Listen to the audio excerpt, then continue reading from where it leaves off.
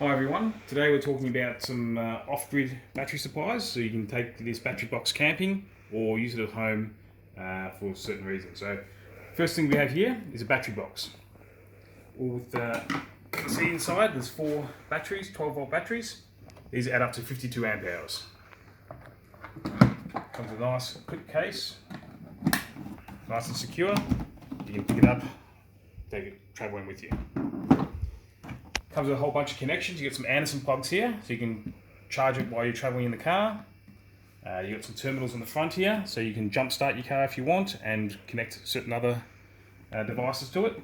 And on the front, we have 2 cigarette plug gliders to connect up load and a USB, 2 USB ports to charge any USB device like your phones or laptop. Comes also with a surge diversion, so if you overload it, this will trip and all your devices will be protected.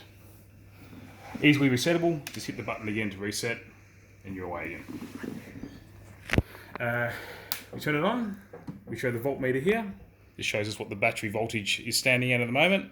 As you can see, it's fully charged.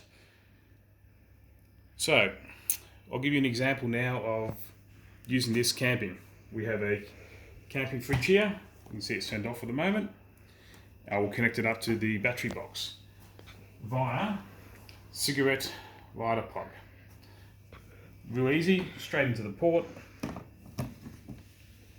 and the fridge turns on. It's a decent size fridge, this one. It's a bit of Waco, plenty of room in there, and this battery bank, the 52 amp hours, will keep it going for at least a day and a half, 2 days without charging, depending on how much you open and close the fridge and how hot the day is. Alright, so that's an example of using just the battery bank as a DC supply. The other one is when you're at home, for example, and the power goes off. Oh, good timing. And so what you have here, I'll disconnect the fridge, and we have an inverter.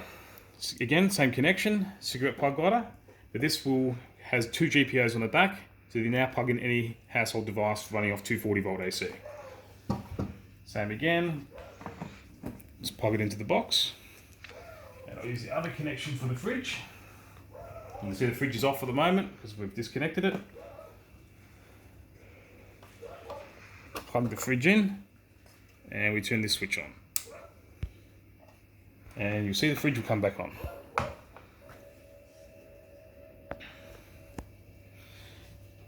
The other option here is to show you it has 2 GPIOs. We can use both of them. When does the power go out usually? When it's hot and you want your fan to continue to work. So again, plug your fan in, turn it on, and now you've got the fridge and the fan both running off your inverter.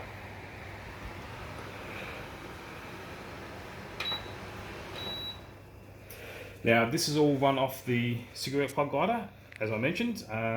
If you're using heavier loads, for example powering a main fridge, like the one behind you, we did a test run on this fridge the other day, and we supplied the fridge from the battery bank for about 4 hours before it started to go flat. So a decent supply in there. When you're powering up the fridge, all you have to do is use your other connections. Bit of a heavy duty connection. So if you're doing a heavy load, instead of using the cigarette plug glider, use these connections instead, and they connect just to the front terminals here. But as you can see, for most applications, running a fan and a small fridge, the inverter is fine with that connection. Alright, so that's our load options. The next thing is discussing how we want to charge the batteries. So if you're out camping, the best way, you can't come home and obviously plug it in, so solar panel will charge your battery up beautifully. We have connections here, Anderson plug connection will either plug straight in here, or you can have your jumper leads, which connect to your POS and negative terminal here. That will then charge your batteries while you're out camping, or via the, as I mentioned before, via the Anderson plug if you're traveling with a camper van or caravan. You can, from the car, you can plug your Anderson plug in here and charge the batteries that way. I'll just disconnect these.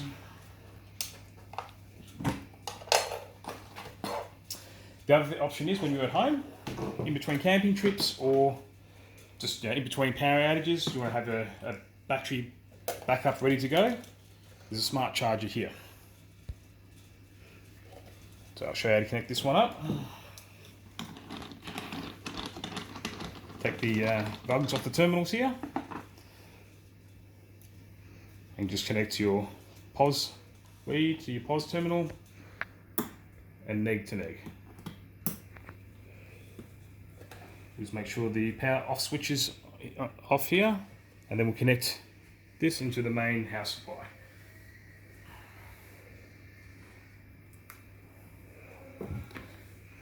Turn it on. So just note here the battery voltage is sitting about 12.8 because we used a bit of load. Once we turn the charger on,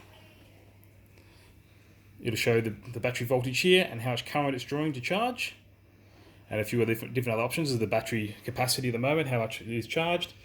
And if we go back to the battery here, you'll see now it's showing that it's charging. It's up to 13 volts.